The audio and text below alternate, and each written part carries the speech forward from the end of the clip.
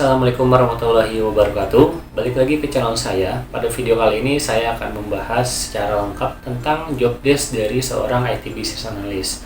Pada video yang sebelumnya saya sempat bahas tentang pekerjaan Business Analyst, dari mulai pengalaman kerja saya sebagai Business Analyst, kemudian skill-skill yang harus dimiliki itu apa saja, kemudian syarat menjadi seorang IT Business Analyst itu apa saja, dan juga orang-orang yang terlibat dalam dunia Business Analyst.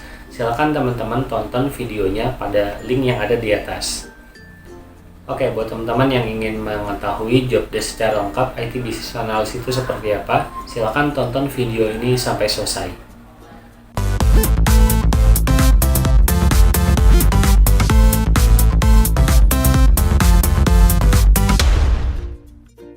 Oke teman-teman, kita langsung masuk ke pembahasan tentang job desk dari seorang IT Business Analyst.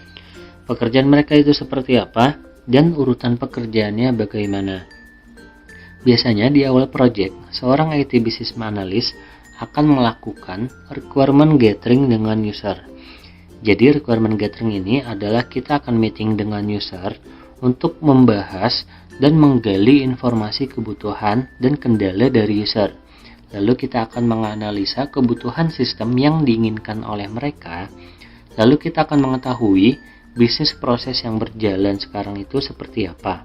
Dan juga data collecting. Data collecting ini kita akan meminta data-data yang dimiliki oleh user yang berkaitan dengan sistem yang akan kita bangun nantinya.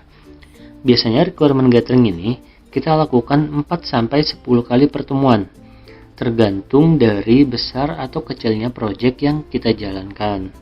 Nah, setelah BA melakukan requirement gathering, kemudian BA akan membuat wireframe. Wireframe ini adalah kerangka rancangan sistem dalam bentuk hitam putih. Wireframe ini biasanya kita buat untuk menampilkan form login, kemudian form input, lalu tampilan dashboard, halaman detail, list view, halaman laporan, dan halaman-halaman yang lainnya. Untuk membuat wireframe ini, kita biasa melakukan dengan software yang bernama Balsamiq. Balsamiq ini sudah sangat familiar di dunia Business Analyst.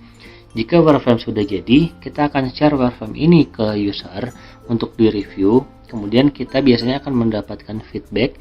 Feedback ini baik kurang ataupun harus ada penyesuaian. Lalu wireframe ini kita revisi. Jika sudah, kita akan kembalikan lagi ke user sampai wireframe ini di-approve. Selain pembuatan wireframe, seorang BA juga akan membuat dokumentasi project. Dokumentasi project ini sangat penting. Biasanya, seorang business analyst akan membuat dokumentasi berupa MOM, FSD, BRD, TSD, dan juga test script. Test script ini menjadi pilihan opsional jika di tim internal kamu tidak ada seorang QA, karena ini merupakan job desk dari seorang QA. Nah, sampai sini, seorang business analyst juga akan melakukan briefing dengan tim internal, baik itu dengan programmer kita, project manager, QA, dan juga tim UI UX.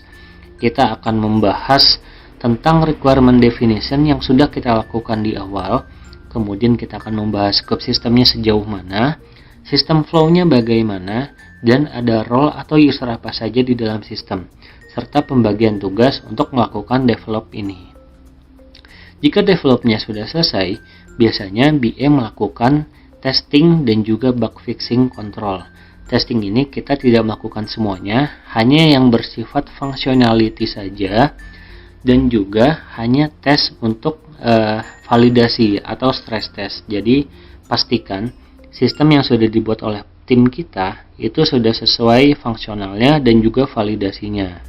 Kemudian untuk bagian bug fixing controlnya, itu kita memastikan bahwa sistem ini sudah tidak ada lagi bug, tidak ada lagi kesalahan ataupun tidak lagi ketidaksesuaian sebelum kita melanjutkan UAT. Nah, sampai sini jika sudah sistemnya sempurna, kita akan melakukan UAT dengan user. Kita akan melakukan pendampingan UAT dengan user. User akan melakukan semua tes-tesnya. Biasanya saat UAT sedang berlangsung, kita akan mendapatkan feedback. Bisa itu berupa bug yang memang masih ada, kemudian ada additional request, dan juga ada change request. Nah, request ini biasanya kita tampung dulu, tidak langsung kita ubah gitu. Kemudian, jika semua sistemnya sudah sempurna, UAT sudah selesai, yang langkah selanjutnya adalah kita biasanya go live. Go live ini berupa peresmian bahwa aplikasi sudah selesai. Ini ada beberapa optional activity atau beberapa job desk activity yang dilakukan oleh BA. Cuman ini tergantung pada perusahaan yang kita bekerja. Ada yang mendampingi pre-sales, kemudian membuat project timeline, kemudian membuat mockup, ngoding, testing manual, test query database, kemudian komunikasi dengan vendor, dan juga kita biasanya ikut weekly meeting dan juga steering committee. Oke teman-teman, itu dia tadi penjelasan dari saya mengenai job desk dari seorang IT business analyst secara lengkap. Kemudian urutan pekerjaan itu seperti apa, dan apa yang harus kita lakukan menjadi seorang IT business analyst. Semoga bermanfaat buat teman-teman semua. Jangan lupa di like video ini, dan jika merasa bermanfaat silahkan share ke teman-teman sekalian. Dan jangan lupa subscribe channel saya agar saya terus semangat bikin video yang lainnya. Terima kasih. Wassalamualaikum warahmatullahi wabarakatuh.